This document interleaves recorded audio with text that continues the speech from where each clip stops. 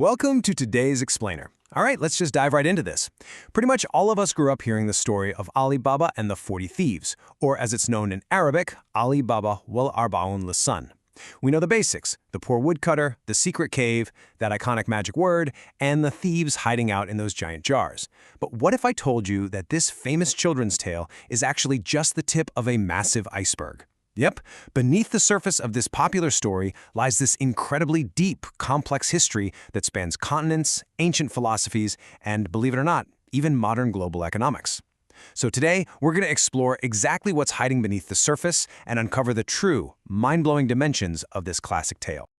Okay, prepare to have a massive myth busted right out of the gate. We almost always associate the story of Ali Baba with the legendary 1001 Nights, right? Well, plot twist, it wasn't actually in the original Arabic manuscripts of that book. No way, right? It actually found its way into the collection much later, in a totally dramatic way and under a completely different context than most people think. So how on earth did that happen? Let's find out.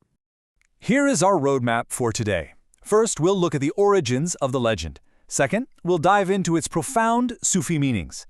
Third, we'll explore Algerian folklore. Fourth, we'll track its journey on cinema screens. And finally, we'll see its massive impact on global finance. Section 1. The true origins of the legend. Let's see exactly where this all started. So the turning point here is the 18th century. It was actually a French translator named Antoine Galland who first added the story to his translation of the Nights. But where did he get it? He actually heard it from a Syrian storyteller from Aleppo named Hana Diab. For the longest time, there was this huge mystery, and scholars seriously doubted if an original Arabic version even existed. But then, later on, a scholar named Duncan Black MacDonald stumbled upon an Arabic manuscript in the Bodleian Library at Oxford. This sparked a massive scramble and debate over its authenticity before scholars realized it was this incredibly complex text, possibly written down later based on oral traditions. And this quote from scholar Charles C. Torrey really hits the nail on the head. Despite all the drama over the manuscripts, academic consensus eventually settled on the fact that this story wasn't just some simple translation back from French. It was a tale freely composed and circulated in Arabic, heavily featuring distinct regional Syrian dialects. Basically, it was a living, breathing oral story passed around by everyday people long before it was ever locked down into a written text. It's a fascinating textual journey for sure. Moving on to Section 2. Profound Sufi and philosophical meanings. Time to go beyond the literal plot. In Sufi philosophy, this tale isn't just about some guy looking for gold. Not at all. It's more like a giant puzzle. The cave? It actually represents the inner self. The 40 Thieves symbolize all those worldly desires and obstacles that keep us from spiritual purity. Then you have the brilliant servant, Morgiana, who represents the intellect. And that famous magic phrase, open sesame, it's not just a password. It represents spiritual enlightenment and unlocking a higher level of awareness. This ties perfectly into the profound saying from Imam Ali, "He who knows himself knows his Lord." In this philosophical context, Ali Baba entering the dark cave is actually an internal journey. The true treasure isn't the shiny gold coin sitting in the dark. It's the pursuit of self-discovery, finding knowledge from within, and cleansing your soul of material greed. And this is where the characters become absolutely crucial.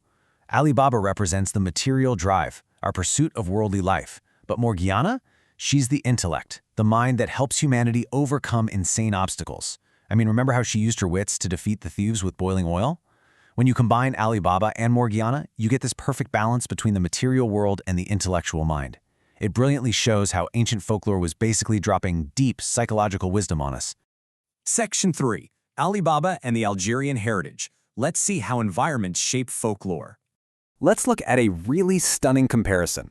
In the classic Ali Baba story, we're in an urban, merchant-heavy setting with bustling markets. And the savior is a woman, Morgiana, who relies entirely on her cunning and brains.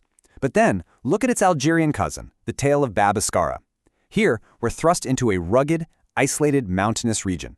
The enemies aren't just thieves, they are literally savage ghouls. And the savior? A male figure who relies entirely on brute physical combat, not trickery. The core narrative, a guy discovering a secret cave, survives completely intact. But the Algerian popular imagination molded the text to reflect local cultural symbols and its harsh environment. The ghouls reflect a real fear of the untamed wilderness. And swapping out Morgiana's cunning for pure physical heroism perfectly reflects an agricultural tribal society that needed physical protection during crises. It's such a brilliant local read, proving that folktales are amazing tools for understanding different societies. Section 4. The Tale on the Silver Screen.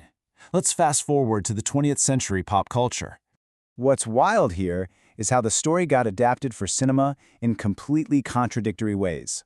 In 1942, Egyptian cinema gave us a comedy film starring Ali Alcaçar, leaning hard into the popular, humorous spirit of the tale. But just 2 years later, in 1944, Hollywood got its hands on it and turned it into this massive, epic adventure movie.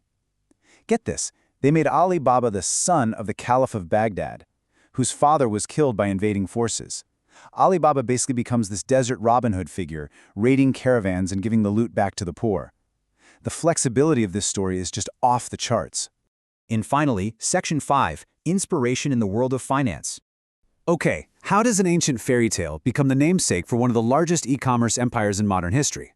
The real story behind naming the company Alibaba is amazing. The founder, Jack Ma, was sitting in a San Francisco cafe brainstorming a global name for his company. The name Alibaba popped into his head. He literally asked his waitress, "Do you know Alibaba?" And she instantly replied, "Yes, open sesame." Jack Ma then walked out onto the street and asked 30 different people from all sorts of nationalities, and they all said the exact same thing.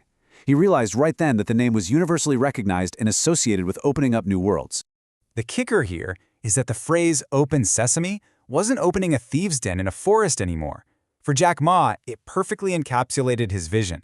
It symbolized opening the door to China's massive, hidden economic potential for the entire world. He took this ancient folklore and turned it into the ultimate, easily pronounceable global key to a new digital cave of wonders. It's a phrase that completely breaks down language barriers. So, from lost manuscripts and Assyrian storyteller to deep Sufi philosophy, from the mountains of Algeria to Hollywood screens, and finally to e-commerce giants, the story of Ali Baba and the 40 Thieves proves to be an absolutely inexhaustible treasure. I want to leave you with a question that brings all this ancient wisdom right back to your daily life. Based on everything we've uncovered today, what is your personal, hidden cave of treasures? And more importantly, what is the open sesame you need to unlock it? Think about that for a bit. Thanks for joining me on this explainer, and I'll see you next time.